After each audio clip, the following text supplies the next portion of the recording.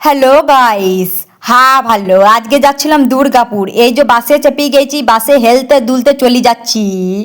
ব্যারেজের প্রাকৃতিক পরিবেশ দেখতে দেখতে যাচ্ছি আমরা। এই যে দুর্গাপুরকে চলে এসেছি। আর কি জন্য এসেছি জানো? আজকে এসেছি চৈত্র সেলে জামা কাপড় কিনতে। ইয়ার মধ্যে আমাদের দুজনকার গরমে অবস্থা খারাপ হয়ে গেছে। আজকে যা গরম ছিল কি আর বলবো গো। আর এই ছেলেটাকে দেখো, দুর্গাপুর আসতে না আসতে আইসক্রিম খেতে শুরু করে দিয়েছে, যার যেটা ধান্দা। আর দুর্গাপুর স্টেশনের এই সিঁড়িগুলো উঠতে সব থেকে বিরক্ত লাগে। এই জিনিসটাই সব থেকে বিরক্তকর জিনিস। হ্যাঁ ভালো, দুর্গাপুর আসতে না আসতে প্রথমে ঢুকে গিয়েছে কান্তাতে। আর কান্তাতে আজকে কি ভিড় কি বলবো গো, যেন মনে হচ্ছে মিলা বসেছে মিলা।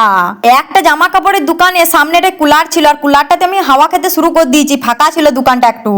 হ্যাঁ ভালো জামা কাপড় কিনা হয়ে গেছে। আর বিল করার জন্য 1 ঘন্টা ধরে দাঁড়াইছিলাম, ওই জন্য বিরক্ত হয়ে এইখানটায় বসে দিয়েছি। এই গরমে একটা আইসক্রিমও খেয়ে নিলাম, আইসক্রিম না খেলে হয়? এখনো পর্যন্ত আমাদের কিনা হয় নাই। ফুটপাথ গুলো তো ঘুরে যাচ্ছি এই ঘুরেই যাচ্ছি সারাদিন। আর আগেই তো তোমাদেরকে বললাম যার যেটা ধান্দা, আবার আঞ্জির কাটা খেতে শুরু করে দিয়েছে। আর এই বিটি ছেলেটা অত জিনিস কিনছে কি আর বলবো, আর কোনো জিনিস মনেও লাগছে না, আমাকে আবার চটি দেখাচ্ছে। হ্যাঁ ভালো, একটা দোকানের সামনে এটাতে আয়না ছিল, এই আয়নাটার সামনে আমরা দুজন ভ্যাগ করতে শুরু করে দিয়েছি। আমি আবার যে দোকানেই যাচ্ছি যাই দেখছি সব পছন্দ হয়ে যাচ্ছে, কিন্তু ওই যে প্রবলেম, মানি প্রবলেম।